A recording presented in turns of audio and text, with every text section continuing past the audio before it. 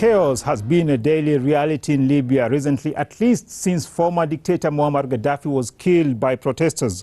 Oil reserves in Libya are the largest in Africa and among the 10 largest ones globally, which makes the country very important for world powers. Hello and welcome to Africa Today.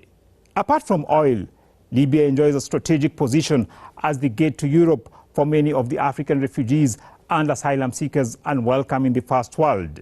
Today, power play has brought about a severe turmoil in the country, with various factions vying for influence over the oil-rich nation. In today's show, we will also delve into the crisis in the Central African Republic, a country torn apart by recurring conflicts. Thank you for tuning in to Press TV. I'm your host, Mubarak Kenya. Please stay with us. Dirty games in Libya. Efforts to allegedly bring peace to Libya have failed, and the country has remained a battlefield for the power-hungry ever since Gaddafi's death led to a power vacuum in the country. Conflict in Libya, like many others elsewhere in the world, has now taken the form of a proxy war. Initiatives to allegedly bring about peace keep failing. Regarding the Berlin conference, if it favours the Libyan people, Libya will of course welcome it. But if it favours other matters, then we won't be happy. The truth is, the conference of Berlin is simply a trap for Libya. I don't think that any benefits will come out of it. At one front, eastern-based military commander Khalifa Haftar is claiming power, while at the other, Prime Minister Fayez al-Sarraj considers himself the ruler. Haftar and his Libyan National Army are in part after capturing the third largest city, Misurata, as well as the capital, Tripoli. They already control the second largest city in Libya, Benghazi, as well as the coastal town of Sirte. We are now joined by Mustafa Fetouri, an independent Libyan academic and an award-winning journalist. Now, Mr. Fetouri, what is going on in Libya and why maintaining peace is such a fragile task? Well, what is going on right now hasn't changed over the last 9 years or so. It's a kind of a civil war. Lately, of course, over the last 2 years or so, it has turned into a proxy war whereby foreign countries, regional as well as international powers, are supporting different factions inside the country, and the war continues. With the intensity of fighting increasing, some other countries are chipping in. The intervention of third parties has resulted in pouring of arms into the country, which has been under a UN arms embargo first imposed in 2011. According to UN estimates, more than 20 million pieces of weaponry already exist in the country. المحور هذا دوره قطع الإمداد أو منع الالتفاف بصوت طيران نعم طيران يعني يبدو أن تم الطيران في السماء وهذا يشكل خطر كبير لأن هذه نقطة تجمع ربما ينبغي أن نبتعد عن هذا المكان لأنه ربما يتعرض لقصف والنظر لتجمع عدد كبير من السيارات في هذه النقطة. Turkey's intervention in part has made the equation even more complicated.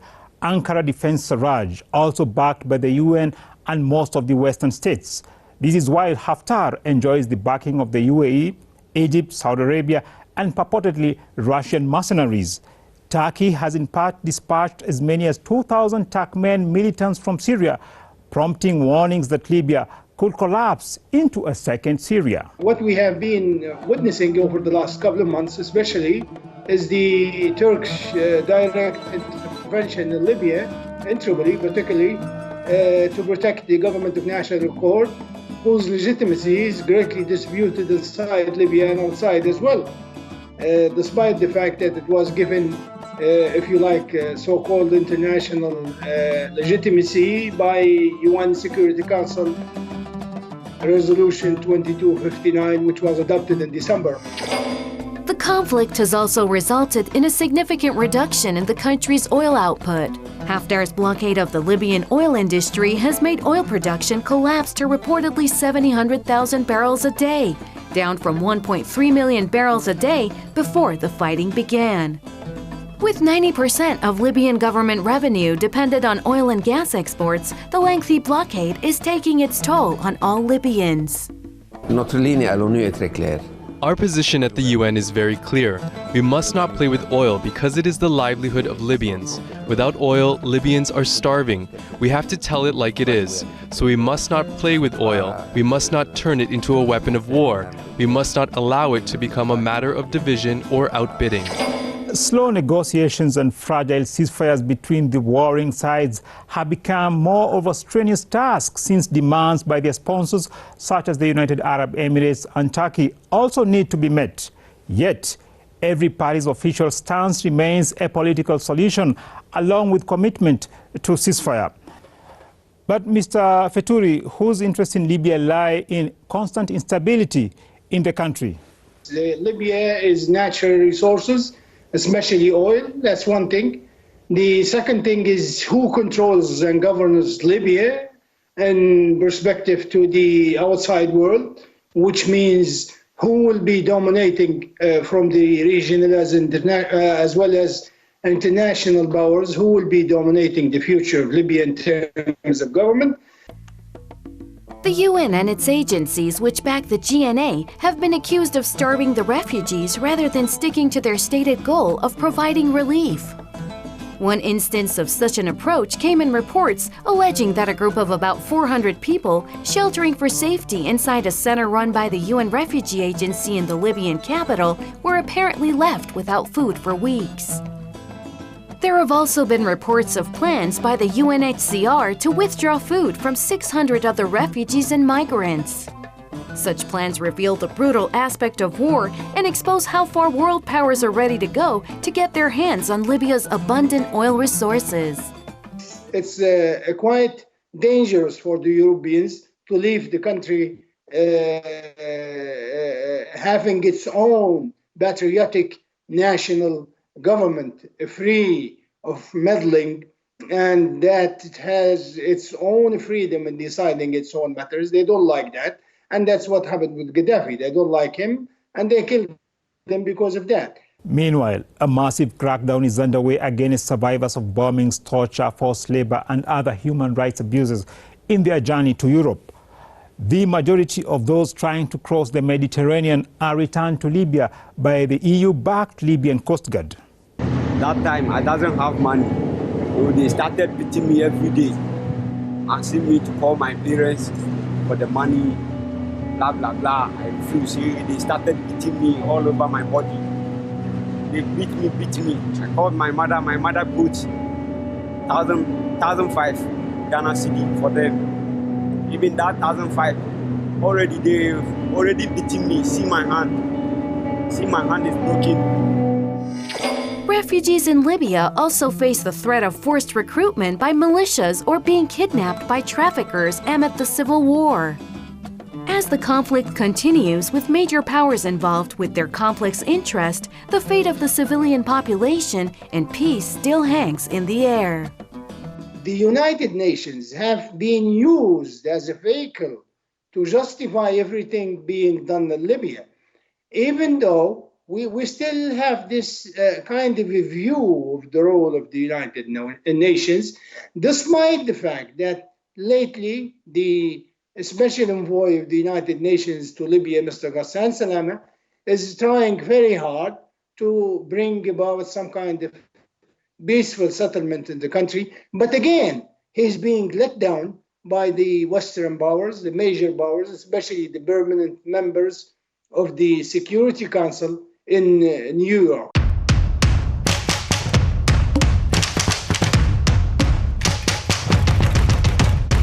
And now in this segment of our program, my colleague Sheila Nelima will be presenting you with news and events from across Africa. What do you have, Sheila, today?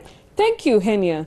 Hello and welcome to this part of the program. It's Sheila Nelima bringing you news from Africa. We have ourselves a game-changer agenda. South Africa's chairship in the African Union began by a declaration of war against gender inequality. President Cyril Ramaphosa, in assuming the chairmanship, condoned oppressive policies that have kept women in Africa in hopelessness. Even though women are some of the most educated in the continent and constitute over half of the continent's population, population, yet occupy very few leadership positions in all sectors. He called the situation immoral and connected it to the slow growth of African economies. In related news, the African Union and United Nations partnership in dealing with the Libyan crisis has been seen as of paramount importance. This comes about after the AU explicitly complained of being marginalized in dealing with the matter. The UN chief's attendance in the meeting helped to solve any grievances and build the solidarity needed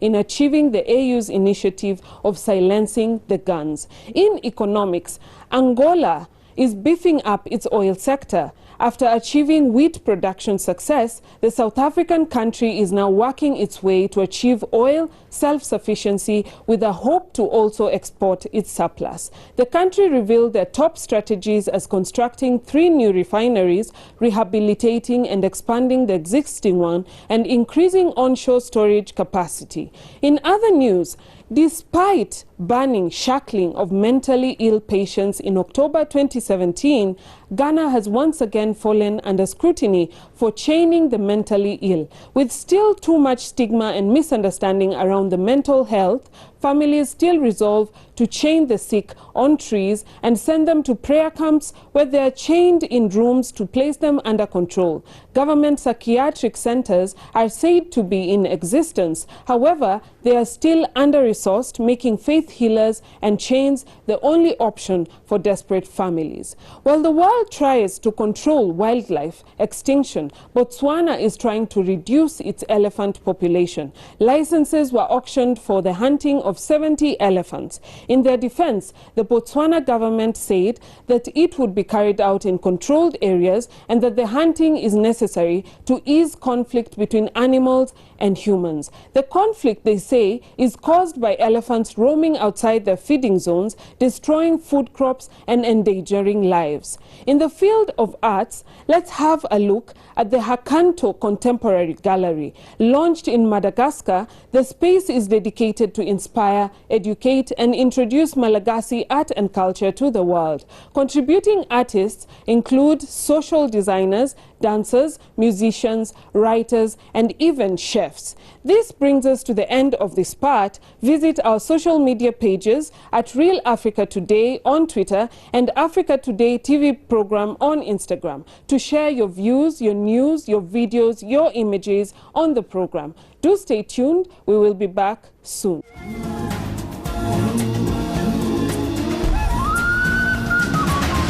Benefiting from CAR mayhem.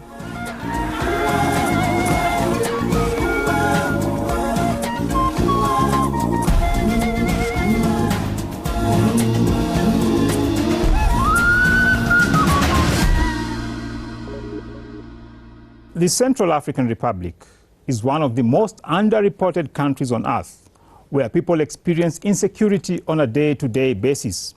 The history of the Central African Republic is filled with dark and brutal stories from the 16th and 17th centuries, when slave traders began to raid the region as part of the expansion of the Saharan and Nile River slave trade routes, to colonization and multiple annexations by Europeans, primarily the French, Germans and Belgians. I think one of the reasons we don't hear about what's going on in the Central African Republic is that it's complicated. You know, we like narratives like the rebels versus the Empire, or Harry versus Voldemort, or Dora versus Swiper the Fox. I'm sorry, I watch a lot of children's TV. Like, we can stand some shades of gray in our heroes and our villains, but we love to know who the heroes are and who the villains are. And I think a lot of times when news stories don't fit that narrative, we just ignore them, because the idea of good guys and bad guys is so central to our understanding of ourselves and our world that we can't abandon it. Despite having paid a continual heavy cost in human lives and assets, today the Central African Republic is synonymous with instability.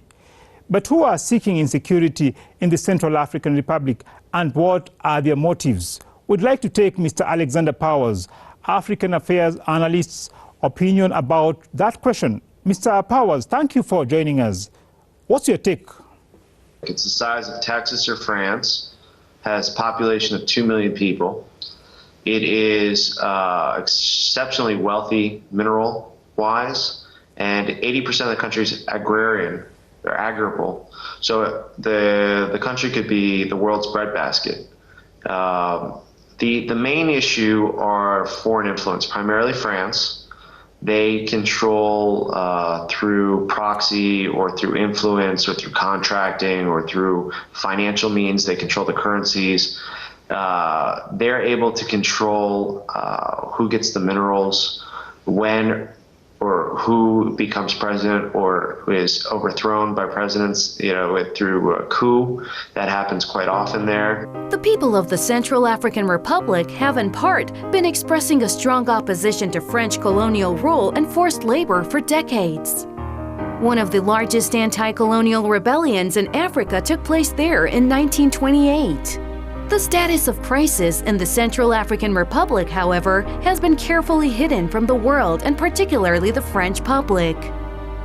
Today, France is still being accused of stoking tensions and terrorism in the war-ravaged country, rife with constant and complicated conflicts for years.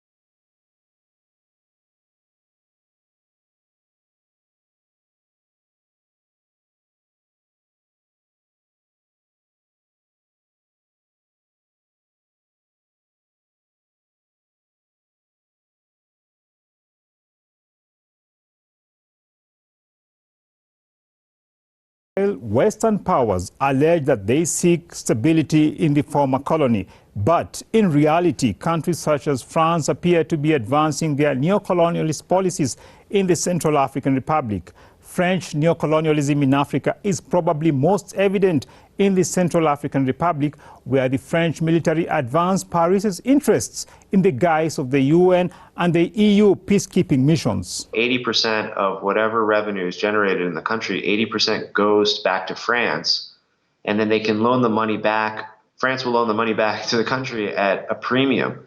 So these French countries, the French and European Union are basically exploiting Africa, because the fact of the matter is, if Africa wasn't supplying France and the European Union with currency and fresh liquidity, the European Union would collapse and France would be a fourth world country. They're already bankrupt, but without Africa supporting them, they'd be very, very poor. So it really is it's mainly financial and resources. Instability in the Central African Republic is also harming the economy. Take diamond, for example, which accounts for around half of export revenues. But it is estimated that between 30 and 50% of diamonds produced every year are smuggled out of the impoverished country clandestinely. To see how the fight over natural resources is playing out in one of the world's most volatile conflicts.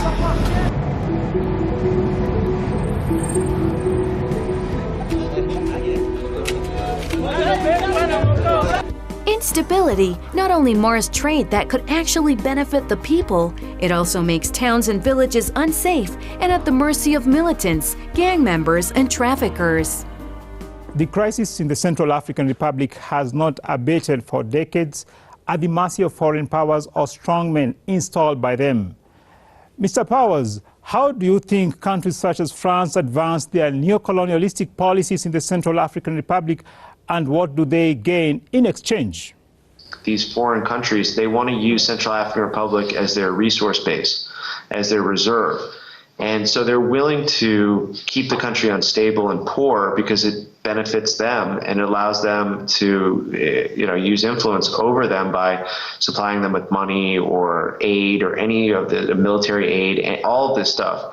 It's all used against the population there, and that's why the population in the Central African Republic is so poor, yet it is such a rich country. It is incredibly rich. I lived there for 3 years.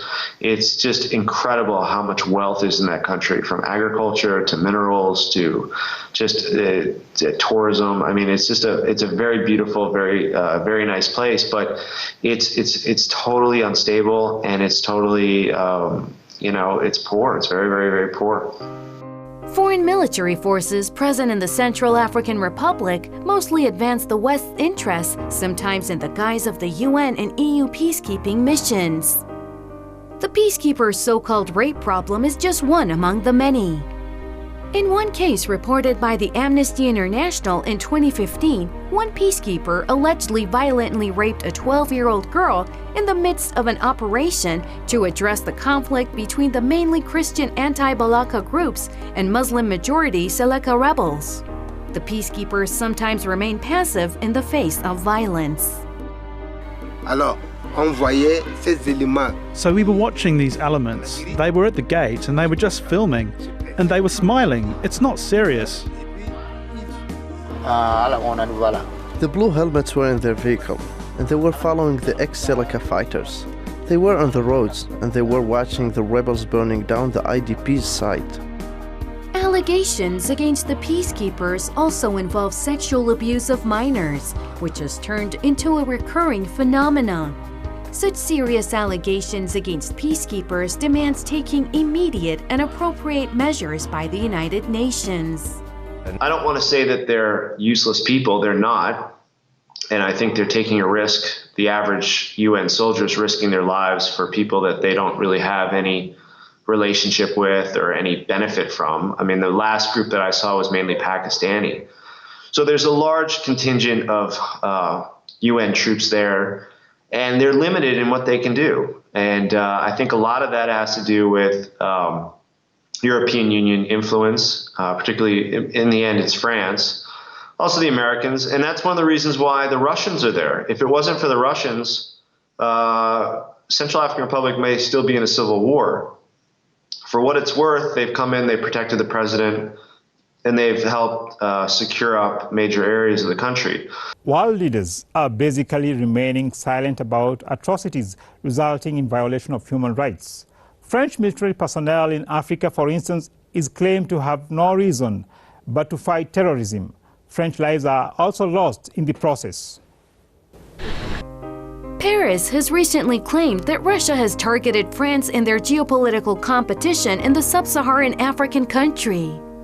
I think the only thing people can do if they really want to do anything for Central African Republic is raise awareness as to the exploitation of France. There's a big movement on this throughout Africa. There's a huge exploitation issue. And the fact that people should just recognize it as a country that should be recognized as a nice place. It's just impoverished, exploited, and underdeveloped. With mayhem emanating for years of civil clashes in the Central African Republic, civilians pay the heavy cost of war in their country. Thank you for watching the show. I'm your host, Mubarak Kenya. Please tune in next week again when we delve into more issues related to the continent in Africa Today.